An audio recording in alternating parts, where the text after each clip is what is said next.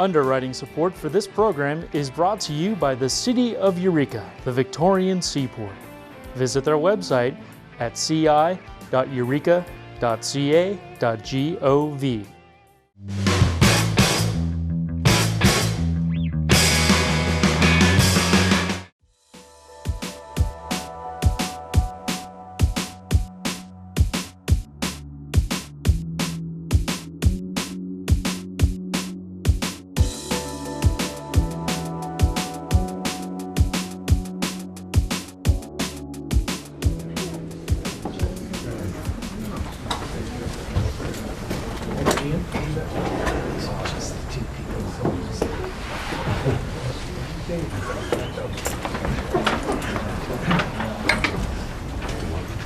Okay, well, welcome everybody. My name is Clif, Clendenen, Chair of the North Coast Rail Authority, and with me here are Mendocino Supervisor and Director John McCowen, and my fellow Humboldt Director Bill Kier. And so if you'd rise and please join me in the Pledge of Allegiance. I pledge allegiance to the flag of the United States of America and to the republic for which it stands, one nation under God, indivisible, with liberty and justice for all.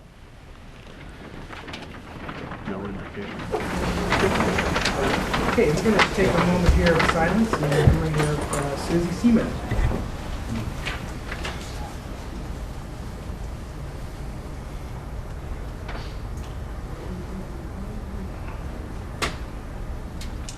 Okay, and really like to thank the City of Eureka for hosting. Dave Tyson, I really appreciate all your help for hosting, noticing, HCOG, Humboldt County Public Works, and many, many others in their engagement here.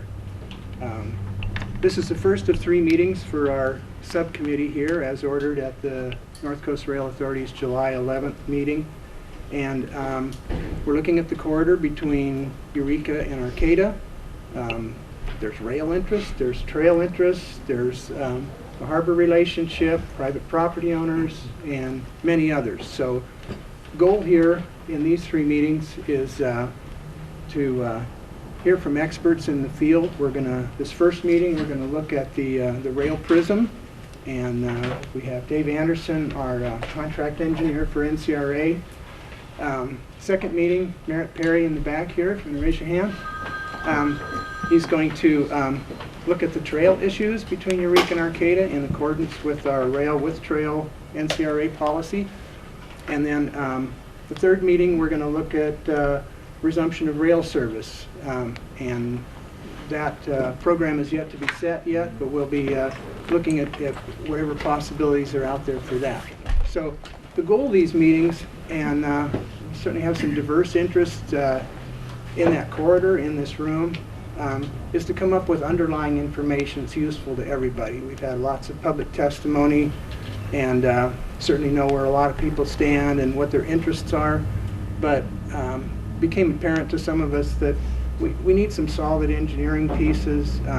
What are the challenges? What are the opportunities? And in that very narrow corridor, which is a wetland, and there's the NCRA right-of-way, Caltrans right-of-way, pretty narrow strip there, really challenging biology, and right next to the bay. What are the possibilities? And I think there's a lot there, and I think working together we can try to go forward. So I'll look to John and Bill if you have anything to add here. Go ahead, John. Well, first of all, thank you to everybody for showing up here. And I'd just like to say that although we're an ad hoc of 3 appointed by NCRA, that was more a matter of convenience because of the timeline we're trying to operate on. There really wasn't time to have all the different agencies and stakeholders and community groups officially appoint someone to a committee. But I think Bill and Cliff and I are all agreed that all of us together are the committee, and there's a lot of diverse interests represented here. And the challenge is, ideally, we'd like to be able to come up with as close to a community consensus as we can of how we're going to move forward so that we can try and satisfy as many of these diverse interests as possible. I believe that's the Yeah, goal. thank you. So That's perfect. we're kind of shooting high, but we hope we hit the mark. Let me just say that we've enjoyed some solid support and help from County Public Works, thanks to Clif's friendship with Tom Madsen, and Tom's deputy, Hank Seaman, has been really kind of staffing us out at this point. If you saw this morning's front page, the Times Standard, the family tragedy was Hank's family. I've talked to Hank briefly about the need to capture any information that we get through this listening and learning process. These presentations that that Tom and Hank have commissioned, like the one that Dave Anderson is going to give this morning, are going into a database. I don't know what Hank's availability in the near term is going to be, so I'm going to be the database developer in the meantime. I think, do we have a sign-up sheet in which we're trying to capture your email addresses and so forth? Good, okay.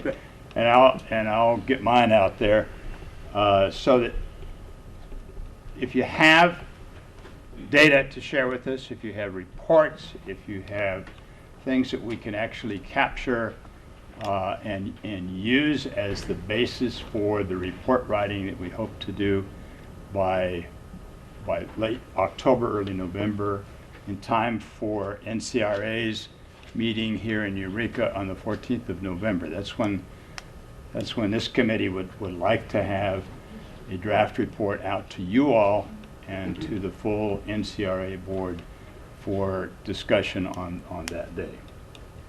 Okay, well, great.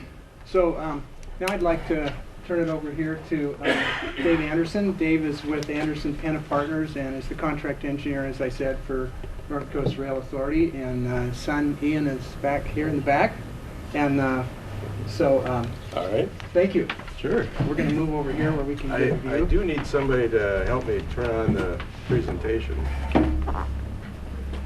There's also a stack of agendas here if anyone would like one. Also, I put, probably in the wrong place, but back by Clif's Apples there, a little one-pager about how this committee was evolved and what we understand our charge to be. So if you want to grab one of those one-pagers, please do. All right, well, I practiced this beforehand. It's not working. There we go. Bill, could you send those agendas around? Pardon me? Can you send those agendas around? Oh, yeah. All right. Got it. Dennis. Who's got, Yeah, good. Yeah, I didn't see you back there. All right, thank you. So it's been a long time since NCRA has done a detailed inspection of this section of the line from Eureka to Samoa. I want to thank Frank Lobio, who is very familiar with the railroad. He lives in, where do you live, Frank? In Arcata. Arcata. And my son Ian was very helpful. We spent basically 2 days, and we walked from Arcata to Eureka, and then we basically went in areas. We concentrated close to the bay because we knew that there were a lot of issues in that vicinity. And as you go from Arcata over to Samoa, there are some areas that you just can't get through. But so we basically documented everything with about 170 photos. The main purpose, as I saw it, and I guess Clif, you can correct me if I'm wrong, but it's to really get a current understanding from I guess an engineering viewpoint, what really needs to be done today to bring this up for rail service. Not that there's any plan to do that, but we want to have a handle on what the costs and what are some of the major pieces of work.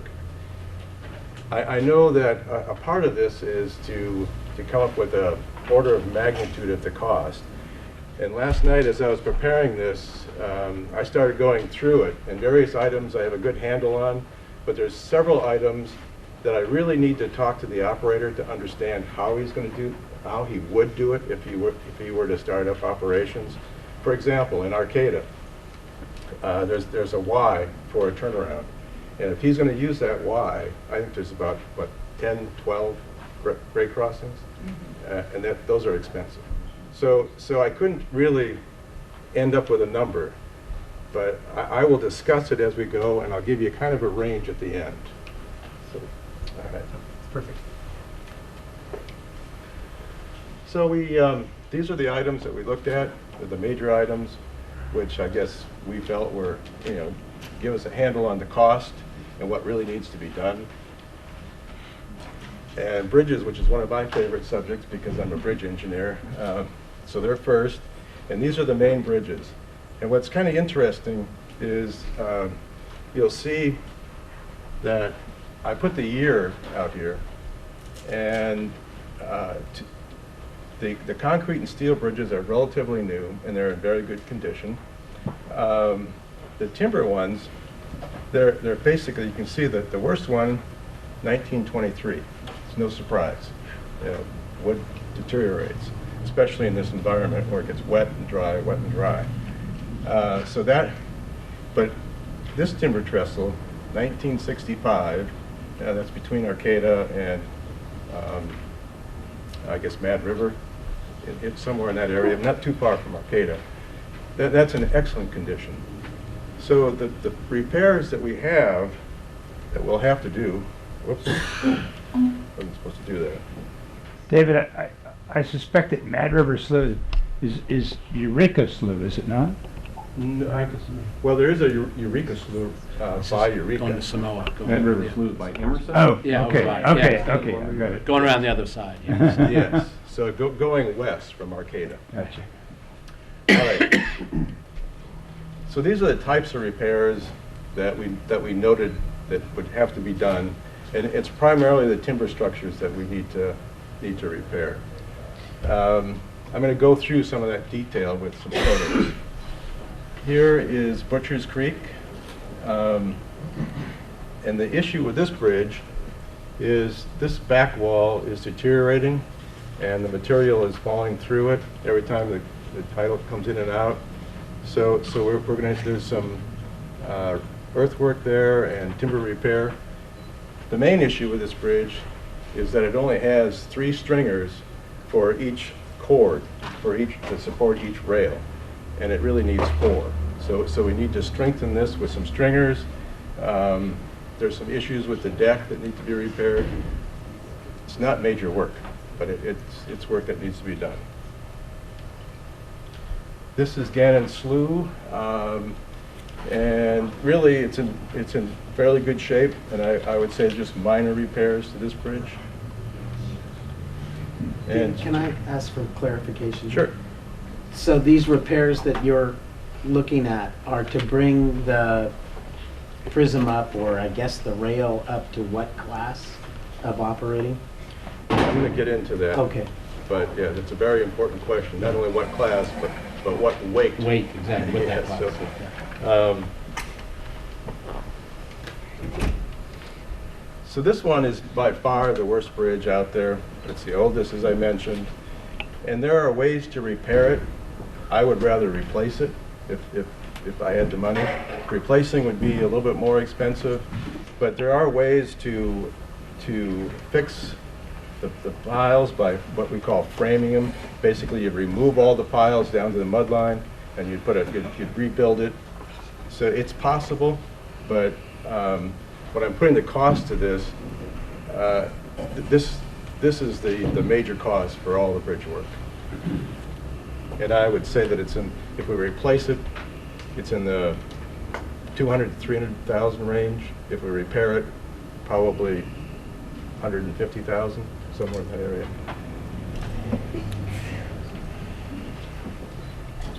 This, not sure what the name of this creek is, but it's in Arcata. It's a one span. The deck is in horrible shape, so there'd be what we call, whoops. These are guard timbers. Some of the ties need to be replaced, and some other fairly minor repairs. The next big item are the culverts, and we looked at these 5 main culverts. Some of them are very obvious that they failed. So these are the locations, the types, the sizes, and I don't think we found one good one. They're all in. And the real problem is the CMP is a corrugated metal pipe, and that's just not a material you want to use next to the bay.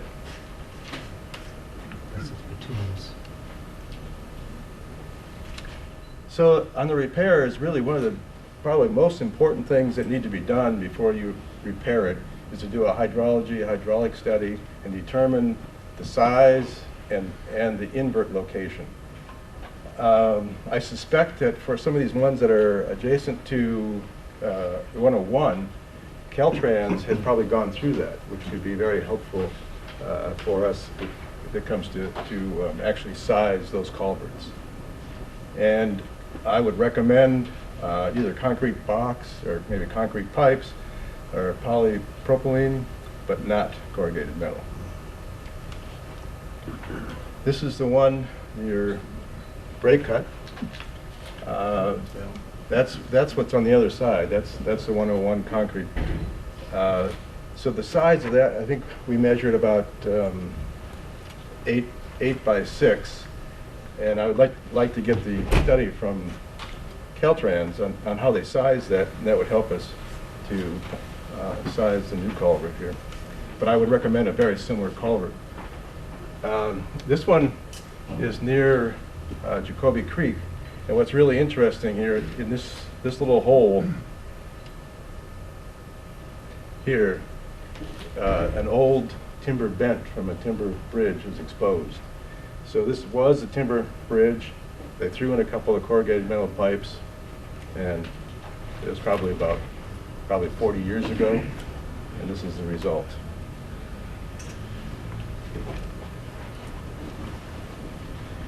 This is a washout between Arcata and Mad River Slough. And it again was, there was an old timber culvert, and that they put a sleeve in it. It was the wrong size, and it was overtopped and blew it out. Crossings is the next big item, and I could not believe the total of crossings that we came across. I mean, 39, and that's, you take out the ones in Arcata, you still have a lot of crossings. And these are streets and roads.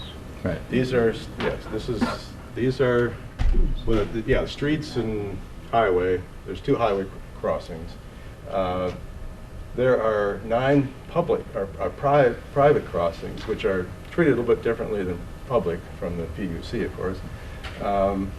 So there could be a great expense there, because none of these were, as far as the highway crossings, they would have to be a complete rebuild, and we're talking for just the surface, probably $150,000 to $200,000 for that, and for the signals another $250,000. So those are major expenses. For a lot of the other public street crossings, have to do some research with the PUC as far as exactly what would be needed, but it would really depend on the traffic and location.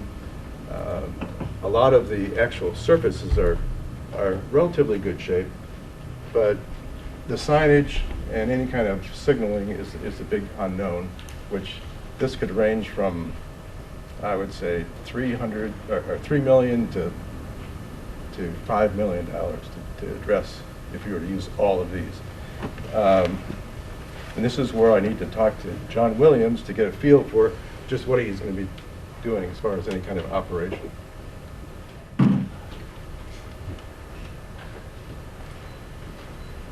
So typical repairs is, signage is needed, signal masts and cantilevers, signal houses, equipment, and crossing surfaces. And I imagine those two highway crossings are at the from Manila and then to the Arcata Yes. Y. Yes. There's the one right in Arcata. And we watched the trucks go over, the rails just sort of bounce. So we know that there are rotten ties under there, and it's not going to last forever. And this is the one, this is right by the Mad River Slough. And here's a typical street crossing. I've seen them a lot worse as far as the crossing surface. These all seem to be relatively maintained. Down in the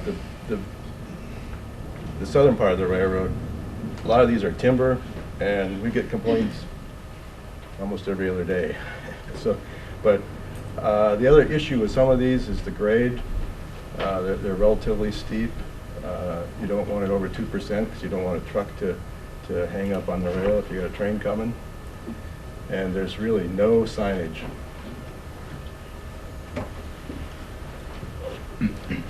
Another item that can be costly would be, in order to operate freight, you're going to need sidings for a couple of reasons. You're going to need them for runaround, so you can get around the train.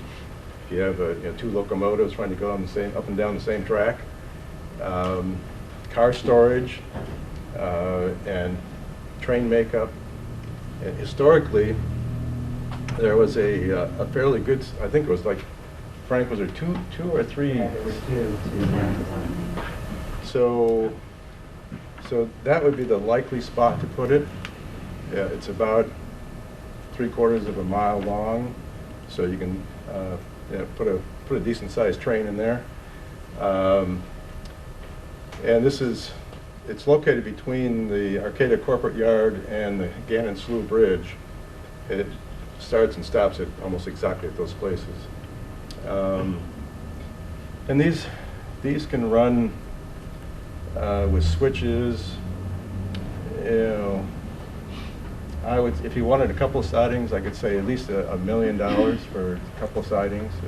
It's another thing that we need to understand is that when this work is done, if it's done by railroad forces where they have equipment, the costs are different than if you're out with a contractor that isn't used to working on railroads. So that can be an issue as we go forward, is just how this will be done.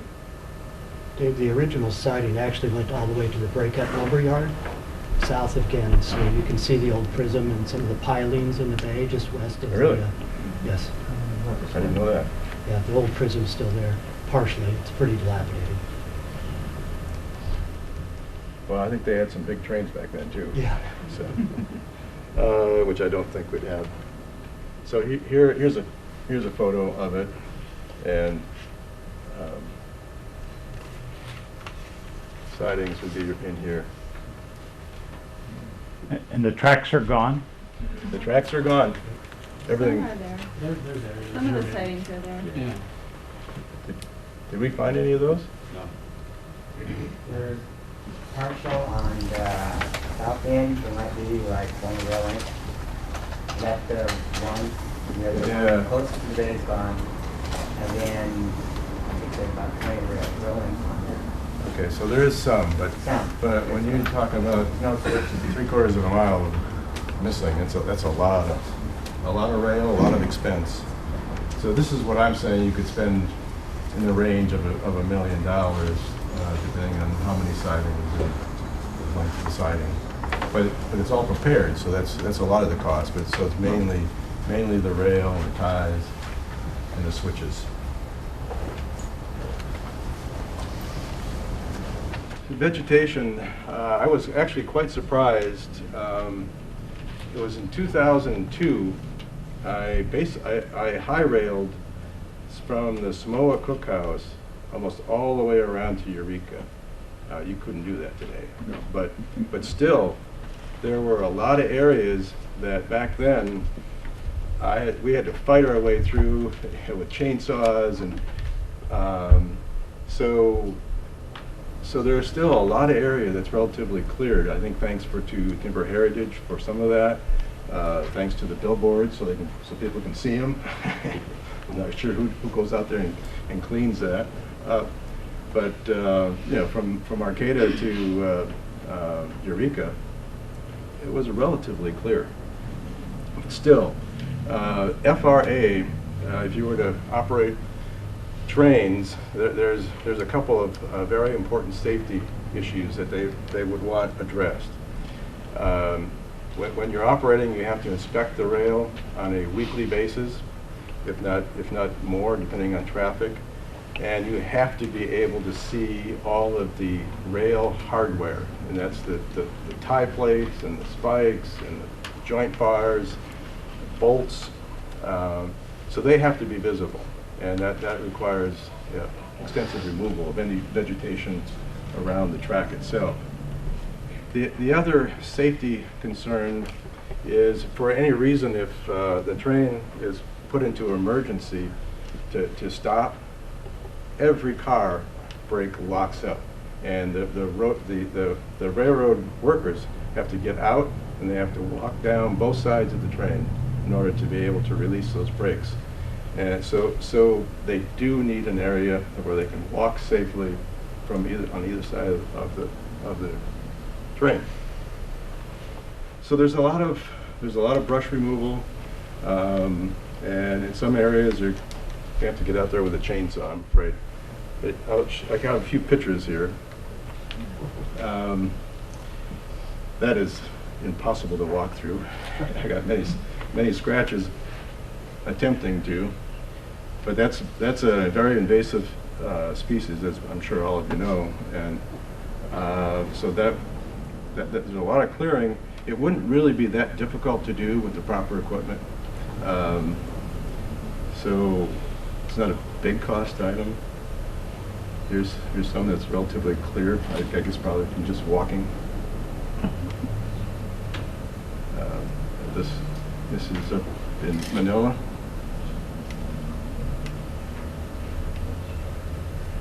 And this is the stretch from Arcata to Eureka. I don't know, this may have to be trimmed,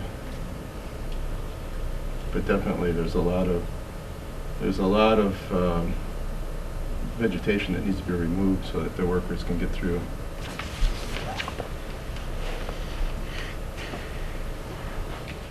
Rail condition, another expensive part of a railroad.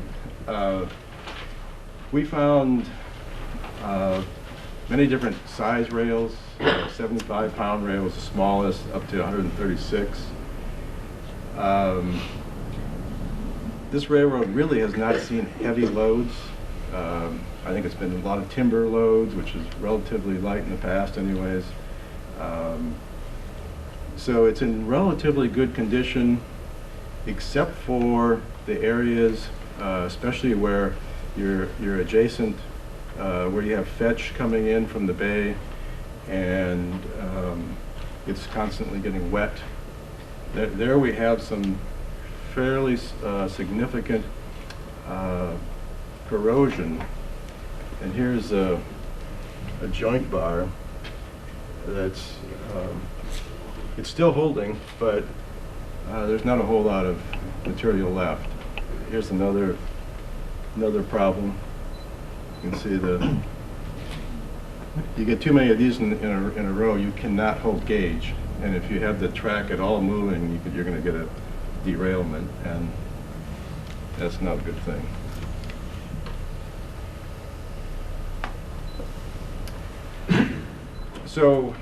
So in the areas where the rail is exposed to fetch, there's going to be costs removing joint bars, replacing when we'll go through with our tie program, we'll have to put in new tie plates. Won't be able to reuse many of them, if any of them. But this is I think, is a fairly important aspect of trying to figure out the costs for rehabilitating the roadbed, the track for freight. Basically, there's two classes that I think we'd even entertain. Class 1 is for 10-mile-an-hour traffic. Class 2 is for 25-mile-an-hour traffic. If all you're talking about is around the bay, 10 miles per hour is perfectly fine as far as your train crew and costs. There's really no need to go 25 miles an hour. Underwriting support for this program is brought to you by the City of Eureka, the Victorian Seaport. Visit their website at ci.eureka.ca.gov. So for FRA then, if you're going to go Class 1, 10 miles an hour, you need 5 good ties and every 39 feet, which is the length of a jointed rail. If you want Class 2, you need 8 good ties.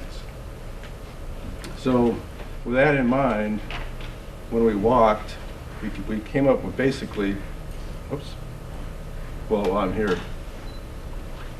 So this is a joint, and that's a joint. There's about 22 ties through there. You know, and for Class 1, you need 5 good ties. You need 5 good ties spaced properly. So you're going to need it. You're going to need one within 24 inches, I believe it is, of the joint, both those joints, and then you don't want a cluster of like 3 or 4 bad ties. So we've estimated, knowing that, we've estimated that we need for Class 1, we need about 400 to 600 ties per mile. That's going to vary. Some areas you're just about fine the way it is, but other areas you're going to have to put in more ties in that 39-foot segment. The cost of a tie installed is, you can get a good price perhaps for like $105 a tie. It's probably more conservatively more in the $130, $140 per tie. So for Class 1, I think that equates to around $1 million. Per mile? No. The whole thing. Yes. Good question. Which is relatively, I mean, that's not that much. When you go out there and you see a lot of bad ties, you go, oh my God, you got to replace all these ties. Well, you really don't. You have to have a tie program, and that is factored into the economics of whether or not you're going to run trains or not.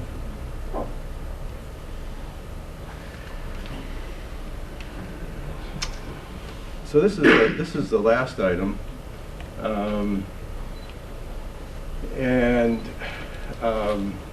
road the biggest issue that I saw out there is in areas where you have fetch. A lot of areas are basically protected by marshlands where the fetch can't get over at all to the track. But there is significant areas where you basically have fetch right up against the roadbed prism. We're estimating about, and I think I'm being a little conservative, about 2,500 feet along the area from Arcata to Eureka, and it's primarily between Break Cut and California Redwood Lumber Company. There's some a little on either side of that, and probably the worst, which, I mean, it's a short distance, but is just north of Break Cut. And one thing that was kind of interesting when we were out there, I always assumed that the railroad was significantly above 101, and it was its protection. That's not so. We took level shots, and we found it in some areas it was as you go north, because the track is actually going up grade about 0.7%, you get maybe up into the 2-3 foot range, but most of it is 1.5 to half a foot above. In some areas, it's actually below 101, which I thought was interesting, at least from my perspective. And I'm not sure if that's been historically. I don't know if the railroad, if there's been any kind of compaction of the material below the roadbed. I'm not sure. So in these areas, and a lot of the work to keep this going in the past was to address these areas, and they tried to mitigate it to some degree with putting in the riprap and basically cribbing up the track and dumping rock. Well, that got the job done, but our experience with the field landing revetment, there's a lot to putting out riprap. You can actually put out riprap and actually do more harm than good. And we found many cases where the riprap that's there is actually hurting rather than helping. And so, Why is that, Ben? well, you can imagine like putting two big rocks next to each other. And so you got the wave coming at you. And these rocks aren't, they're not square. They don't go. So you get areas between them. They actually accelerate the water underneath the rock right into the roadbed, and takes it out. Gotcha. So you really need to, I think the correct word is chink it. So you have to have the right gradation of rock. But what we found going through the Coastal Commission is, because they really scrutinized what we did there at Fields Landing, and what we ended up having to do was lay it back to 2 to 1, and this way you don't have the kinetic energy, hitting this and impacting it. Instead, you turn it into potential energy, and it raises and it sort of mitigates the force of the waves. So we need to design this properly. We need to size the rocks properly, and you don't need bigger rocks. You just need the right size rocks. You need a gradation.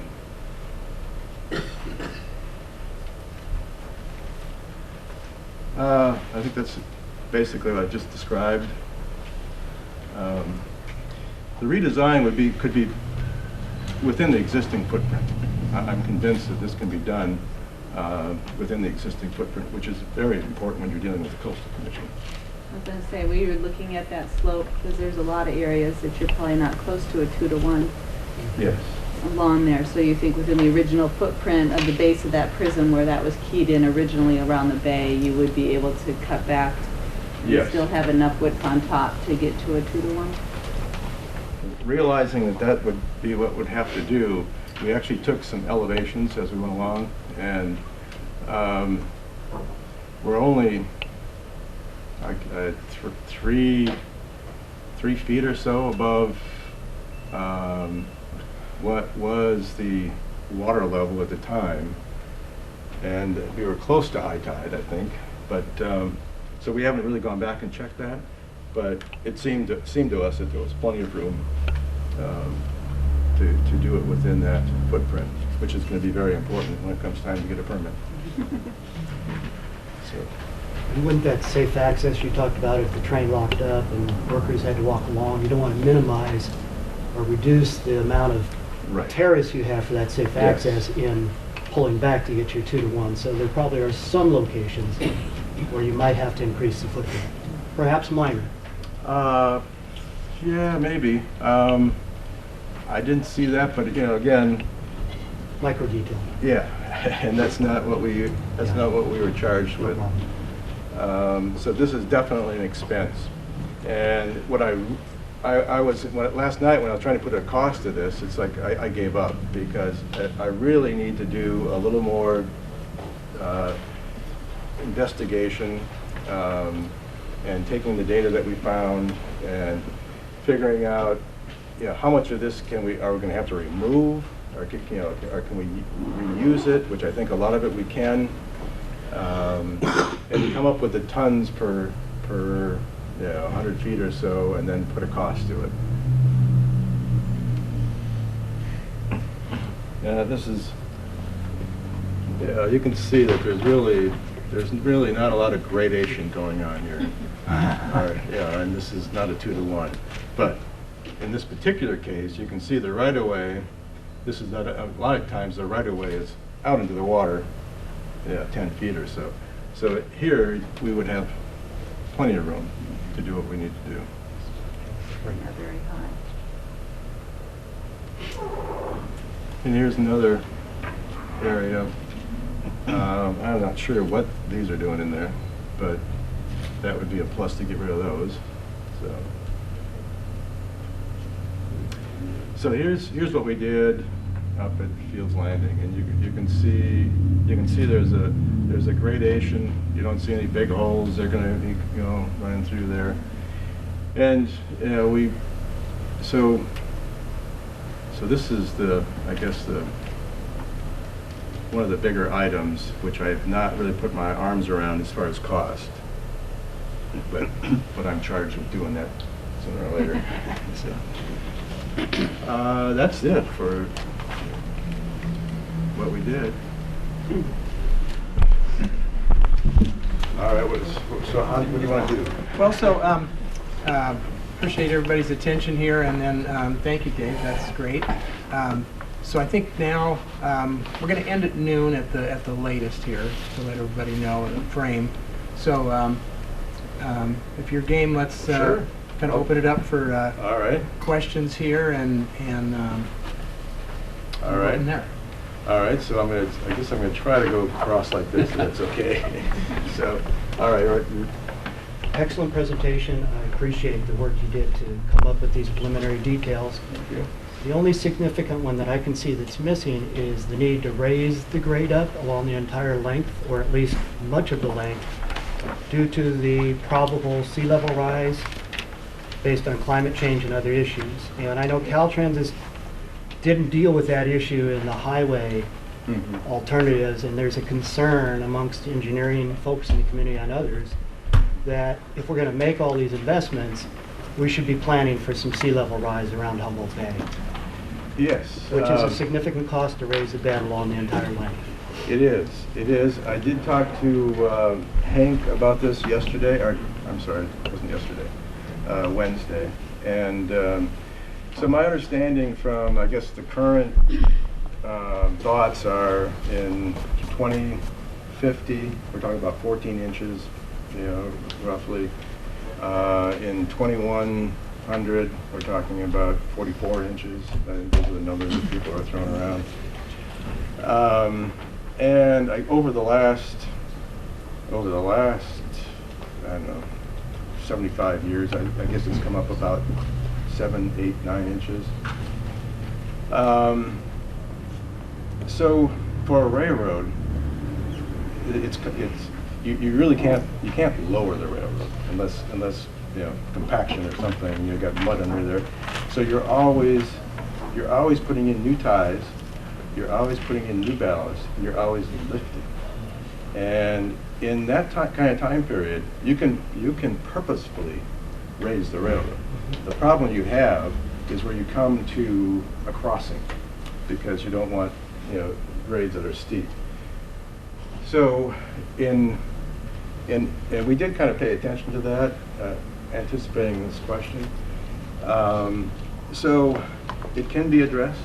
It can be addressed on a continual basis. What we'd really have to do to be able to figure this out is to get elevations at key control points, so we can figure out grades. We can figure out, well, if we're going to have to redo this crossing, which railroads always want to bring crossings up because you bring the track up when you maintain it. So I think there would have to be some thoughtful analysis on addressing that. Right, observations of driving Highway 101 in an 8.2 tide with a strong storm surge from the west and Yes. a high runoff from intense rainfall from the inland. Yeah. have already been overtopping the existing grade in many locations, which is why places of the grade between Breakhead and California Redwood Company have washed out due to that overtopping. Yes, and I do think there's been a combination of things going on there, because I do think that there has probably been some compaction of the underlying mud. And of course, the railroad hasn't been maintained for a long time, so I would suspect that if it had been, it would be higher. And I know that everybody is more aware of this issue. But so I think it can be addressed, and it needs to be addressed.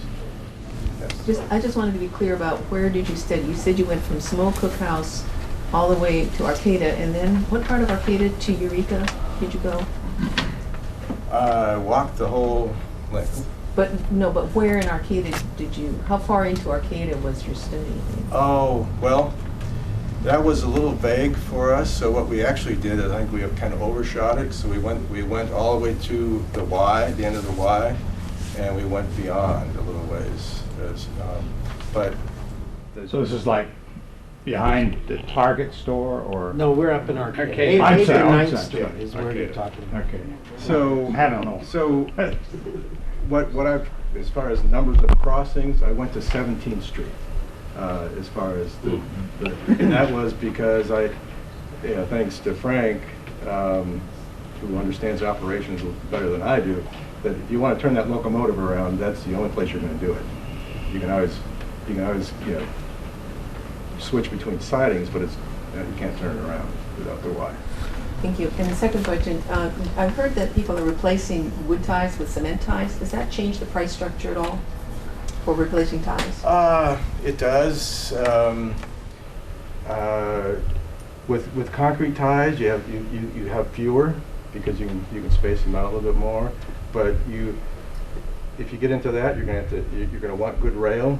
I don't think that this system here really supports that, and I know that Smart, who basically is doing some rehab right now down in the Bay Area, San Francisco Bay Area.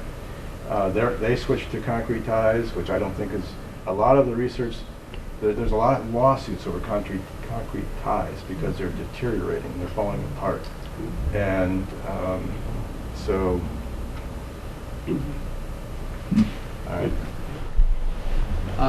Do you have any kind of a guess, the difference in cost to doing what you're talking about, repairing what's there to Class 1 or Class 2, and say rebuilding the railroad entirely with all new ties and rail?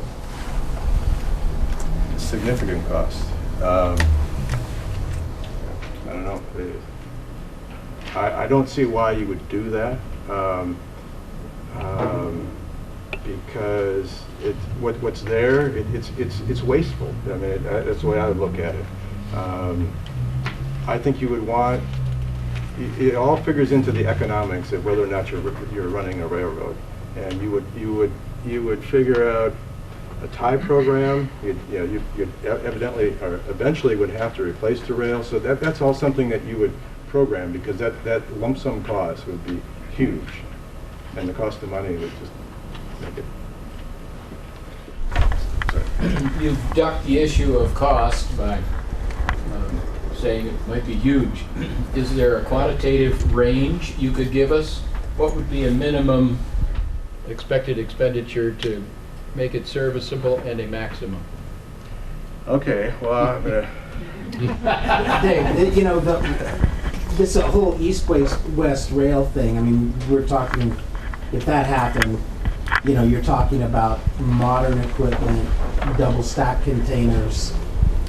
I mean, so really, that is sort of in the conversation. Yes, well, I guess my assumption is that we're talking about bringing it up to assuming that never happens. I mean, it could There's happen. a lot of people that think it will. And if it does, then we have a whole different story. But let me just say that that's given the debate going on right now, that's the sort of information we need to move forward. Yes, well, that's an easy number.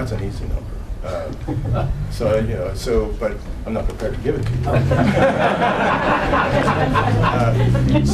But I want to answer this gentleman's question. Yeah, so last night I had two columns, you know, high and low. And then when I got into major issues like the signals, you know, just operations, you know, how many sidings, I feel comfortable saying that if John Williams were to have a client up here where he could take some lumber or some rock around the bay, class 1, maybe even throw in the Y, I would say you're in the 10 to 20 million. Just you know, but is that without any of the rebatment though? Pardon me? That's without any of the rebatment. Oh no. That's including it. Yeah. Because you didn't really put a cost to Yeah. that. So Frank. I just want to point out that SMART, Sonoma Marin Area Rapid Transit, is building their line from Santa Rosa to San Rafael, which is about 50 miles, and all new rail ties, crossing, and it's cost them $350 million. So that's for 50 miles, 350 miles, and I believe that they don't have enough They money. do have some tidal areas and Yeah, same thing. So Concrete ties, brand new rail, Yeah. new crossings, signals, everything, at $350 million. Does that include their environmental costs? Yes. So Yeah, I everything in there. want to follow up with the 10 million to 20 million. So my next step to come up, I'm going to actually publish something, right? I have to do a paper. Yeah. So that's where the rubber meets the road. What I say here is under duress.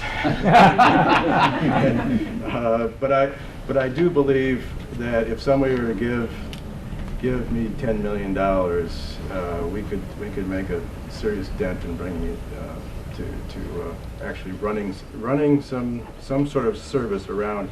But the real problem I have, and this is my first question I'm going to ask John Williams now that I've done this and I can share some of this with him, is, well, you can't just have a service from Eureka to Samoa. You got to go beyond Samoa, because you got to go to some industries.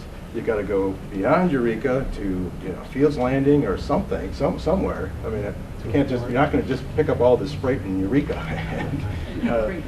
So there, I think we're going to, in the end, we're going to have to stretch this a little bit to where our endpoints are.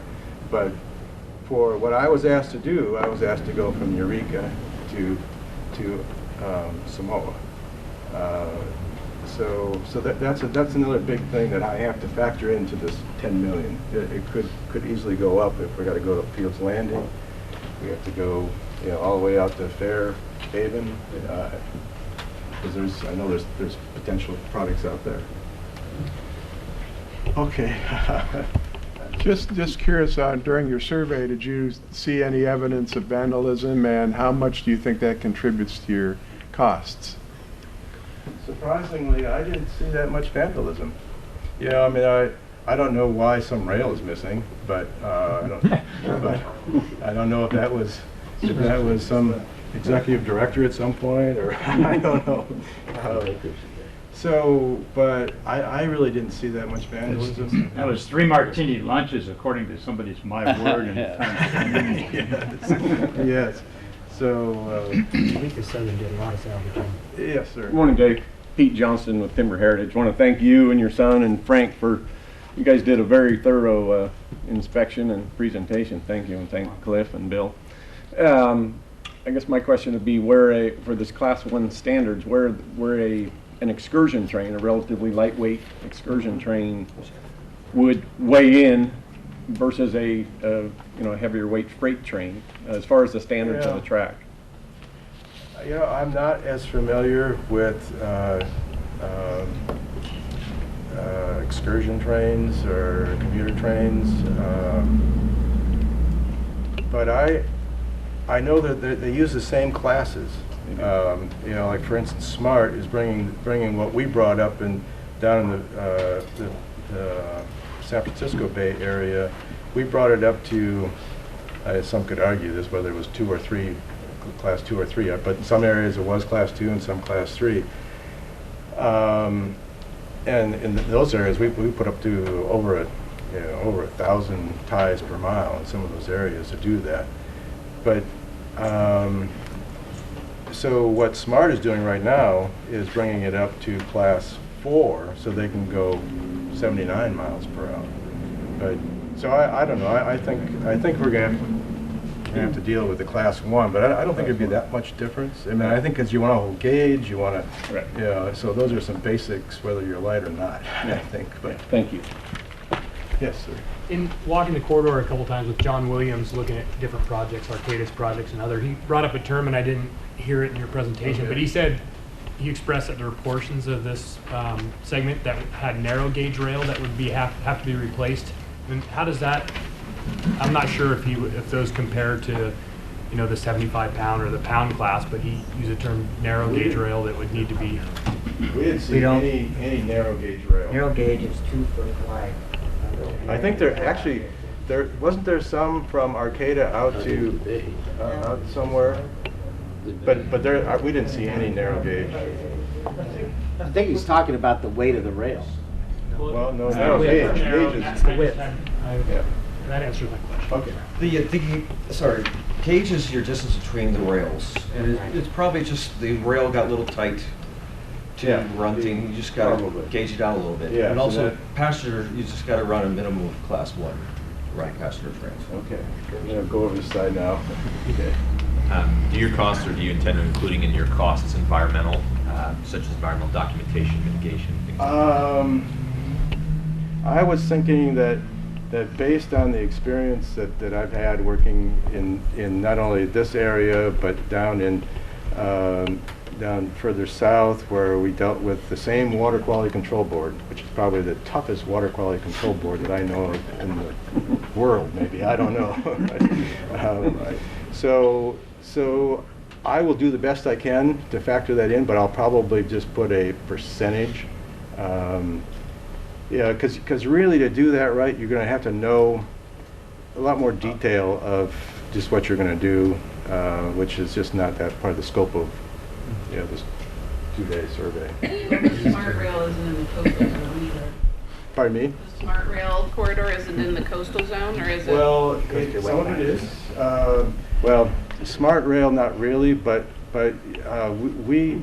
where Smart Rail goes down to San Rafael, we take a turn on the Ignacio Y and go all the way out to the Napa River, American Canyon, and that is very coastal as far as. It's not regulated by the Coastal Commission. BCDC. Oh, BCDC. Yes, we were involved with that. Another related question: are you factoring in tide gates in the culvert replacements? That was one question I have for Caltrans that I hope to follow up on before I wrap this all up, because some of there's 2 main ones that have really blown out the railroad embankment, and one's got a tide gate and the other doesn't. I don't understand why, but there's got to be some reason, I would guess. But could be. If you look at low tide, it might look different. Yeah. Well, I've been around a long time, because some of the culverts underneath the railroad to drain Caltrans I designed. All right. Just the smaller ones. My question is, looking at the slide behind you, you did revetment. You're not running a railroad there. Do you have a legal obligation as being the closest to the bay to put revetment in, even if you walked away from the railroad?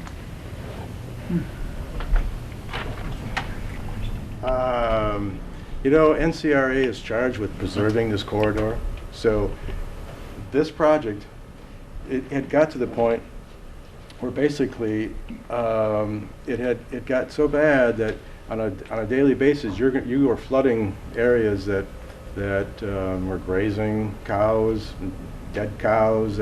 You were getting into there's a sewer line there, a very significant sewer line that we were getting close to exposing. So it became fairly obvious that this was something that was a high priority. And so I don't know if that answered your question, but. Well, what I'm leading to is, regardless of what goes in on the railroad authority's right-of-way, if there is some legal obligation that you have to put the rock slope protection in there anyway, that's really a sunk cost. To preserve it, I mean, right, it's obvious from some of these pictures, we're losing the roadbed. And so it'd be something that we would want to do if we had the money. You know, we had an opportunity here because of some funding, and we were able to get permitting. We were, you know, it's a very difficult thing to do, and this became a high priority because we were able to permit it, number one, and we had the funds that were for that particular kind of purpose. We don't have that today, but if we did, I would say, yeah, that would be a priority to put in revetment in these areas that we saw. Underwriting support for this program is brought to you by the City of Eureka, the Victorian Seaport. Visit their website at ci.eureka.ca.gov.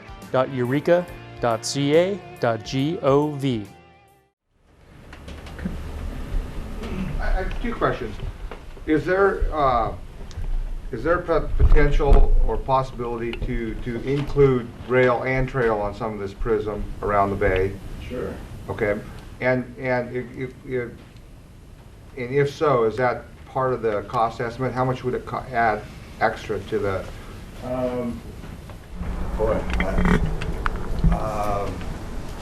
It's kind of a mashup of your contract and Merritt's, actually. Yeah. We're going to present those on October 12th. Yeah. Thank you. That was not And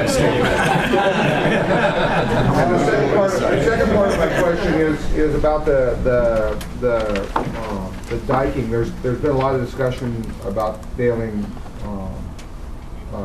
levees around the bay, and a lot of the prism is actually part of the levee.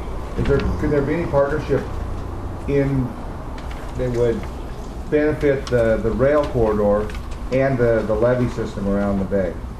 Has anybody talked about that or thought about that? I've not heard any discussion of it. I guess when you say it's a levee, boy, I tell you, it definitely is not a levee. I don't think it was ever designed to be a levee. I think with proper revetment, there are some things that you could do to make it a levee. That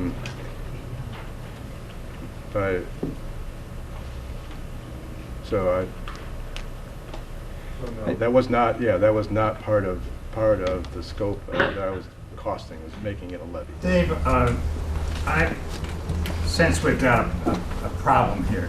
As I was just looking at your contract with the County Public Works, and one of the bullets says provide a budgetary cost estimate for work needed to bring the corridor segment up to applicable standards based on an engineer's estimate that provides a breakdown of the items of work anticipated. Now, I understand fully that you were in your hotel room last night trying to get yesterday's survey information converted into numbers. And what you've given us here is just kind of a wild ass $10 to $20 million thing. At some point, before this committee gets to the end of its deliberations and report drafting, we're going to need the number called for here in your contract. One problem with that is, and I don't think that you or Hank had it in mind when you entered into this contract, to bring the corridor segment up to applicable standards. And as you talked, I was just thinking about the Coastal Commission and the Fish and Wildlife Service in its refuge, and the kind of discussions that would ensue, like, well, if you're going to put in, and somebody asked about tide gates, you know, if you're going to put in a new culvert, Can we extend goby habitat, upstream into the refuge? Those are the kind of conversations we get into today when we undertake public works. And so I appreciate that the contract doesn't really anticipate all those conversations that would have to be had with the Coastal Commission and so forth.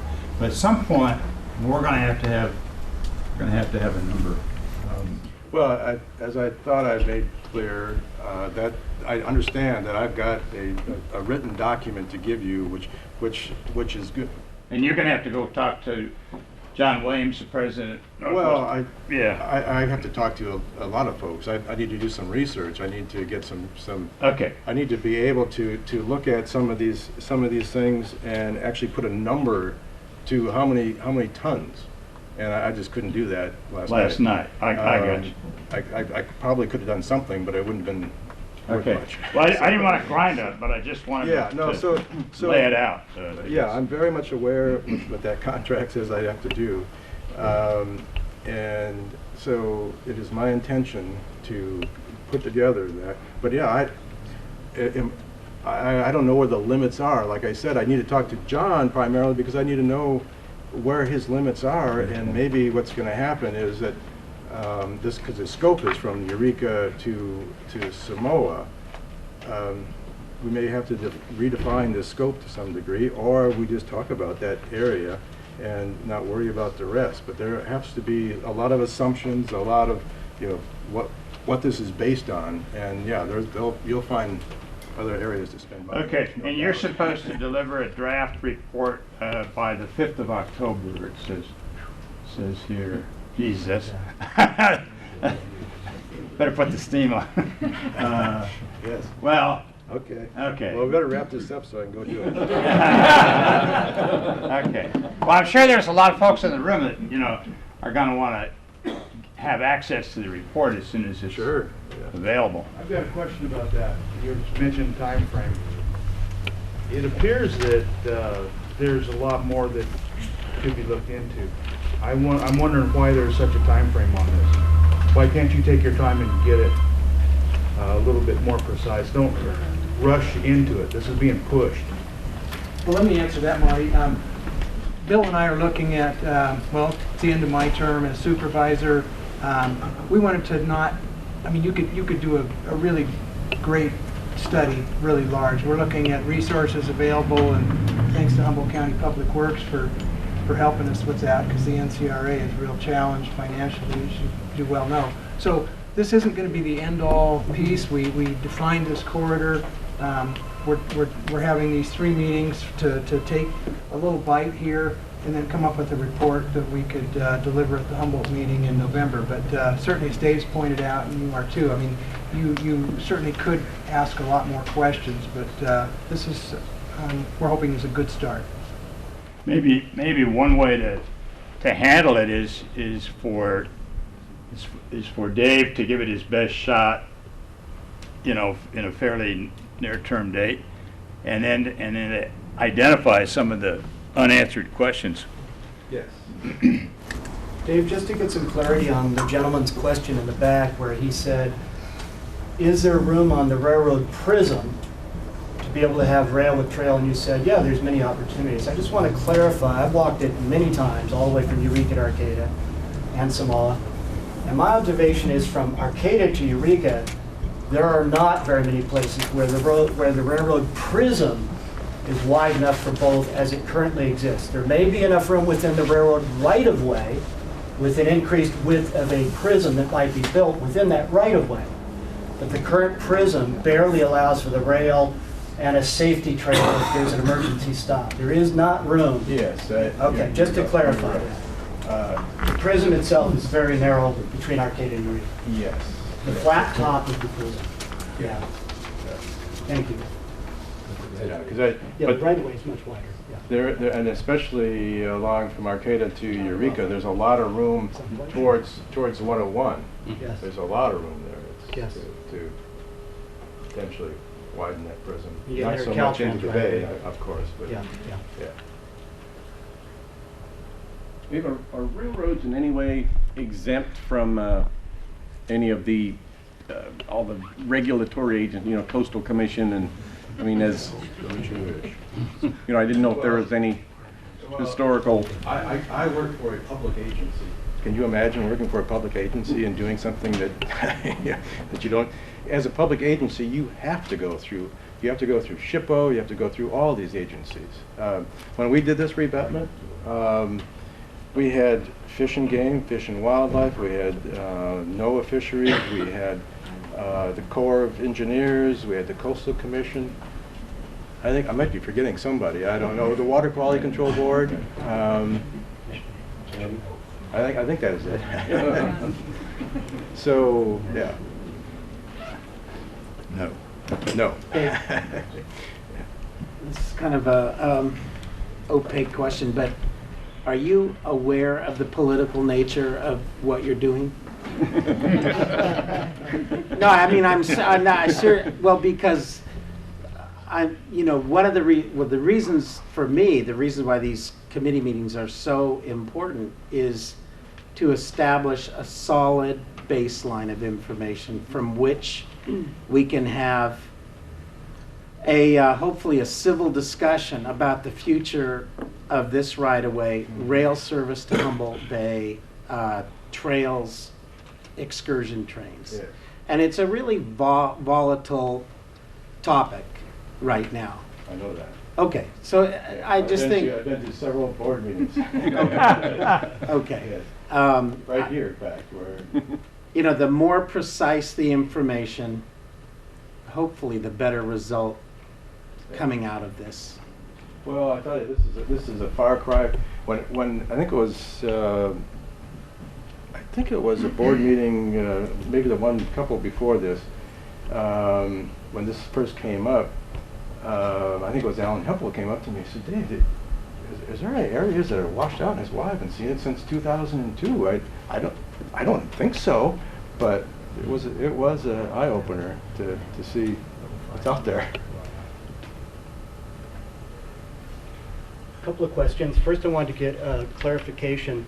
You gave a number of 10 to 20 million for bringing it up to Class 1, but previous to that, you talked about the 39 crossings. Those would all have to be dealt with, bringing it up to a Class 1. That's a clarification first. Or most of them. I knew I should have done that. Because the numbers don't match. No.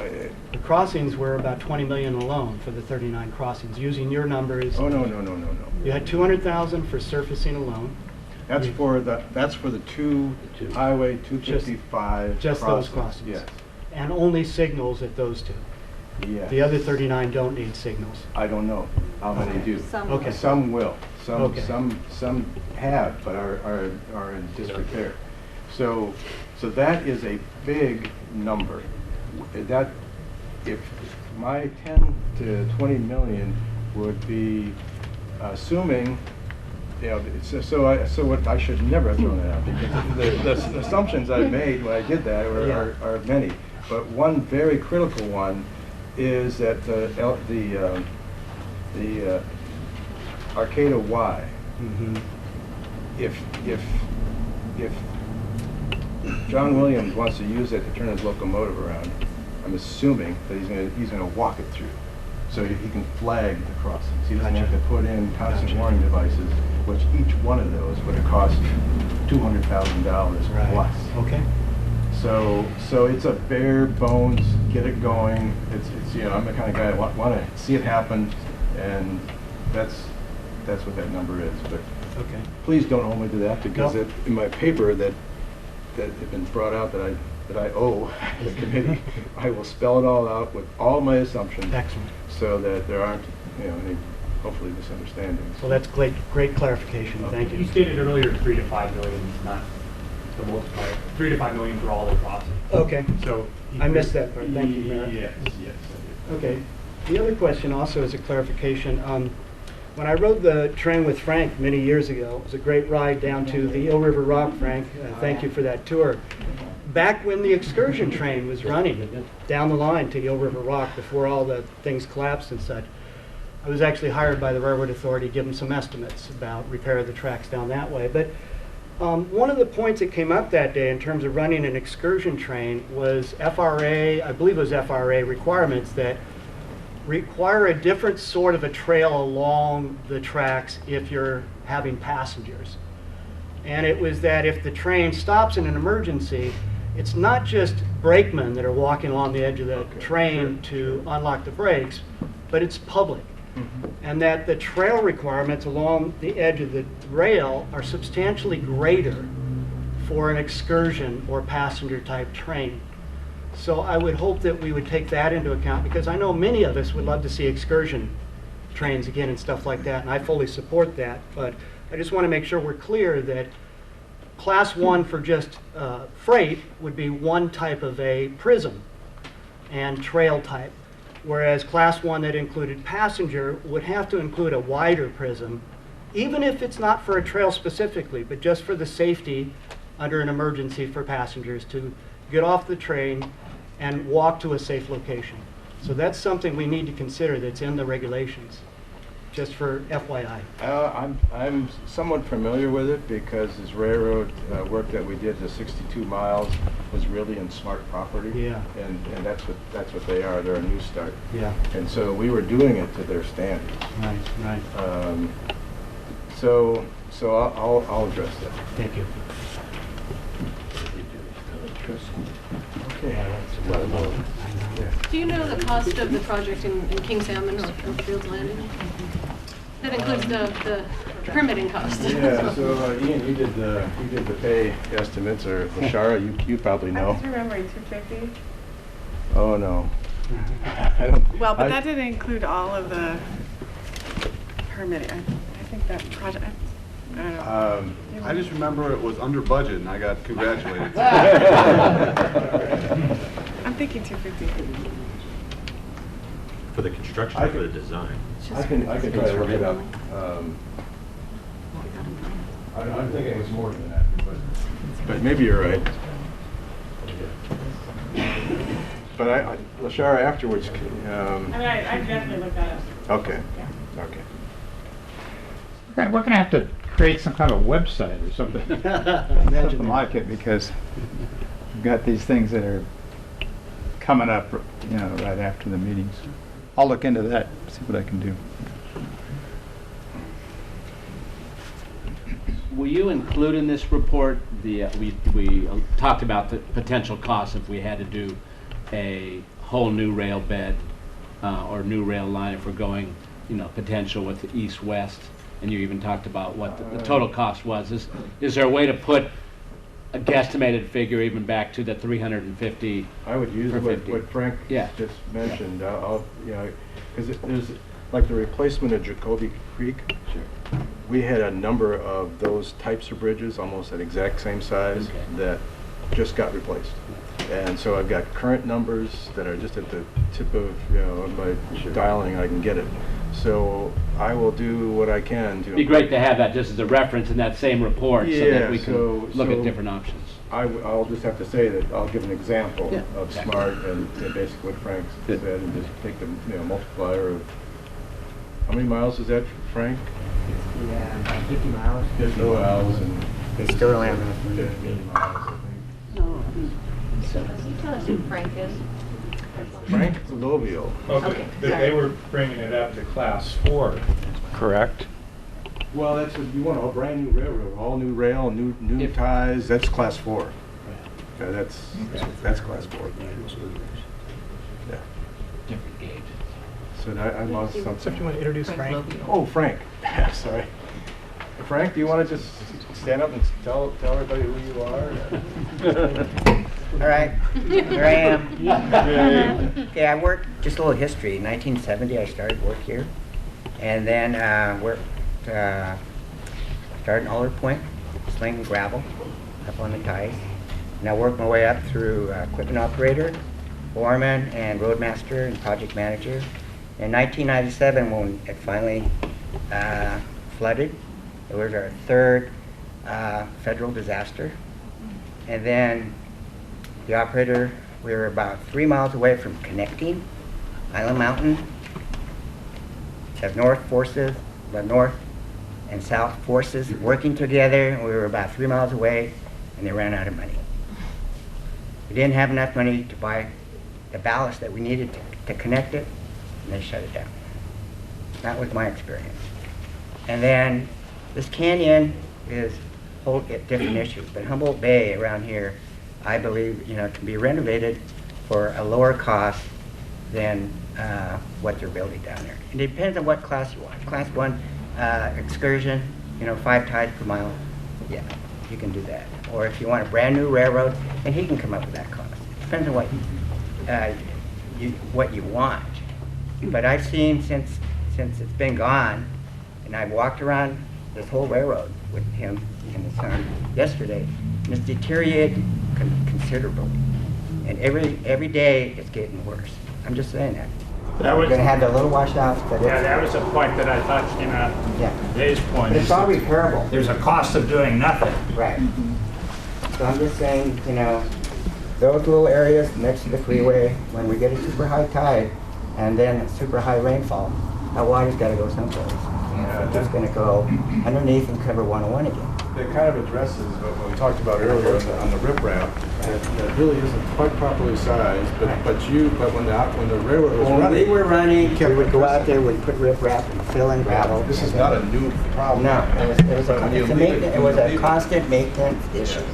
That hasn't been done since 1997. So I'm just bringing that up all the way around. And let me just add to the biography a little bit. Frank was also my daughter's Spanish teacher in the interim, and now is currently working for our operator, NWPCO, John Williams. So, in 1997, I went back to college, got my teaching credential. For 10 years, I taught high school. More dangerous than what I'm doing now. Thank you. This is kind of a lot of us are scared. If we read the Journal and the Times Standard, I'm not a computer person, so I get my information from newsprint.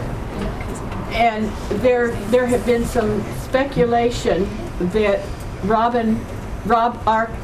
Arkley may have business interests in Fairhaven, and he may be the elephant in the room behind this new desire for an east-west railroad.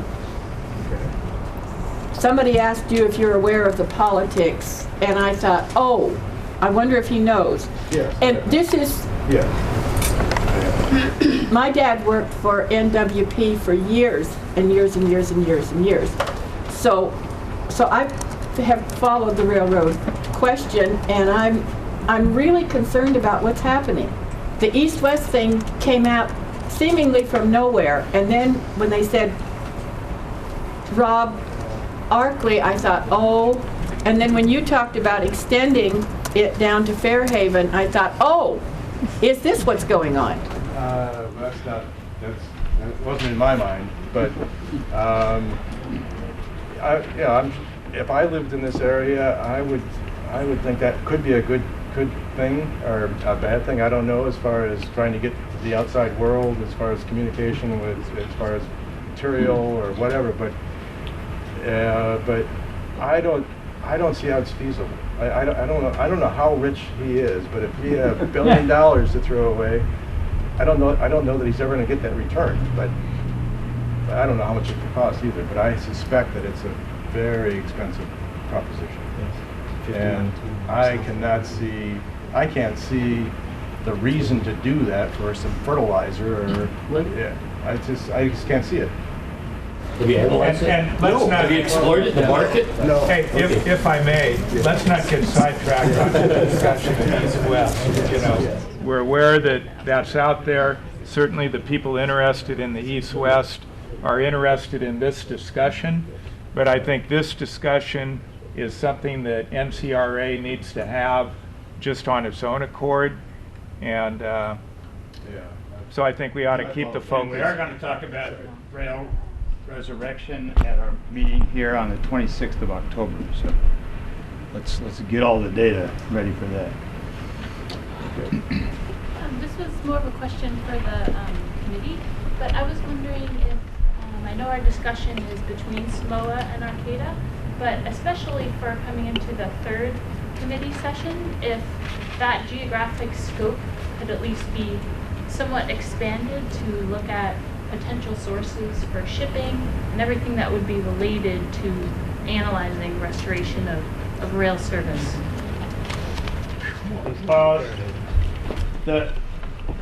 Our announcement basically says that on the 26th of October, we're going to be looking at prospects for the resurrection of freight rail service or passenger rail service on the rail corridor, and so I would assume that would embrace China or whatever geographic scope that begets.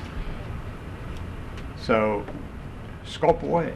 Yeah. Well, and I think that's a good point, Emily, because, you know, depending on what scenario you envision, whether it's some local haul, something tying in the short sea shipping, east-west, I mean, the geography kind of expands and contracts depending on what your scenario is. So I'm hoping that on our meeting on the 26th, I mean, obviously we're not going to have some hard data. It's going to be dependent on what those freight hauls might be. There's many factors. I think at the minimum we could identify, maybe at least identify the questions, and that would be a part of it. Sticking with Samoa to Eureka and infrastructure, we've talked about rails and ties and crossings and revetments and all those things. In some locations between Arcata and Eureka, there are private parcels that the rail line runs over with an easement.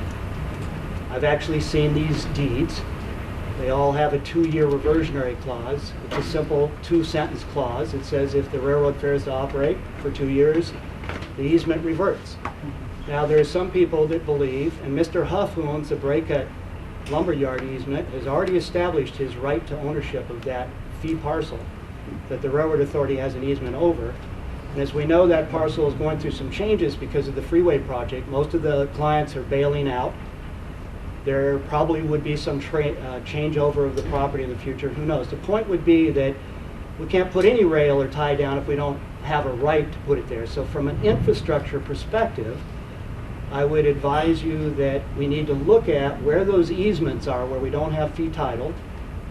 And while the easement language says 2-year reversion, some people think it might take 20 or 25 years of lack of activity for that to revert.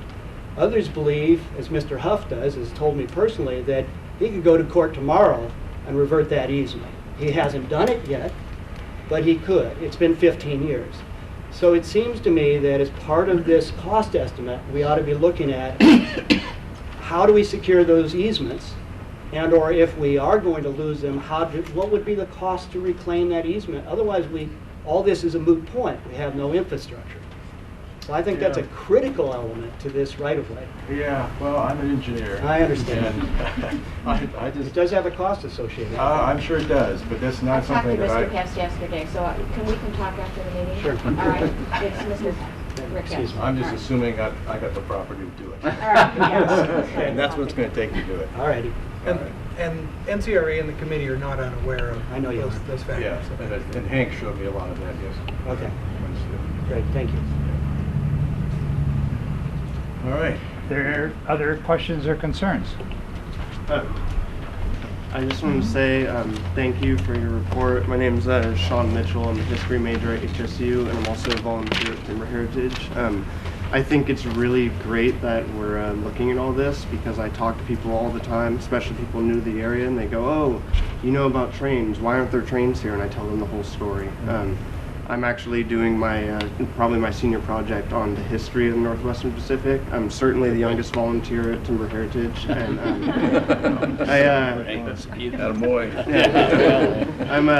I'm really interested in the prospect of an excursion train. I'm interested in economic growth, but also I would love to see a trail. I would love to see the community work together on it. So thank you for your presentation, and I think all of this is very healthy for the whole topic. So thank you. I see it opens up a lot of possibilities to start doing something. Yeah. So it's great. All right. There's a question over here.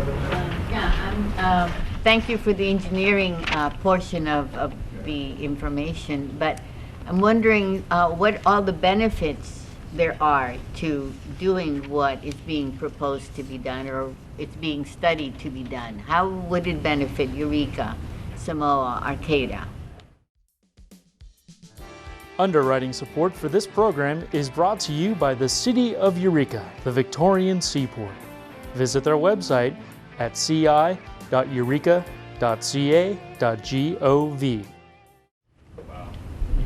I don't know where to begin with that. I mean, You could go back to saying you're an engineer. I think that's my cue. Yeah, I was thinking that one, yeah. Right, so that question was not necessarily directed No. to you, Yeah. but... Let me take a stab at that. There are so many parts to this conversation. You know, Dave's done a great job of this one finite piece, and that's certainly an outstanding question. You know, we're going to try to tackle just some of the baseline pieces in these 3 meetings, and one of the things I'm sure we're going to do is going to be identifying the further questions, and so that'll be in there. I might just add to that our next meeting here on the 12th of October, we're going to be looking at the several trail development studies that have been conducted over the years. And then a question in my mind is how much of what Dave has laid out here this morning would be necessary to have a successful trail development. I thought this was about the rail. No, I'm sorry. I put a handout on the back table there by the apples. I should have distributed it, I guess, that explains what this committee's three-part assignment is. First is to get a handle on the condition of the prism, and as David said, it has deteriorated for him to a shocking degree in the 10 years since he last surveyed it. Number 2, our meeting on the 12th will discuss trail development opportunities in and around the corridor, and our 3rd and final public meeting on the 26th of October will address the prospects for resurrection of rail service on the corridor. In the Humboldt Bay area. In the Humboldt Bay, along the bay. And then Supervisor McCowen, Supervisor Clendenen, and I will try to roll it into a draft report to share with the public and to get it before our full NCRA board when it meets in Eureka on the 14th of November. That's our hope. You will be discussing what she's talking about, the benefits of the freight rail as well as excursion train at that 3rd meeting. So, okay, let me emphasize something, and that is we're trying to have a data-based conversation here, and so what we're looking for are numbers. We're looking for any studies, anything that somebody can pin their professional reputation on, or if they just want to spin a yarn, we'll identify it as such. The city of Eureka did a study on an excursion train around Humboldt Bay in 2003. That makes it somewhat out of date, but there may be some information there. I'd like to have a copy of this, particularly if it's in a portable document format, because I'm going to try to help Tom Matson's department at Public Works capture just as much of this into a database as possible, so that we can have an informed public conversation based on information, data. Okay, well, Bill, you just gave my summary in answer to this lady's question. So, if there's no further questions, I just wanted to point out we did have a sign-up sheet, and if you're not on here yet, make sure you get on here. And some of you didn't give an email address, so if you have a snail mail address or some way that we can get a hold of you, please include it on here as well. Thanks. Okay, so if you could all join me in thanking Dane Anderson.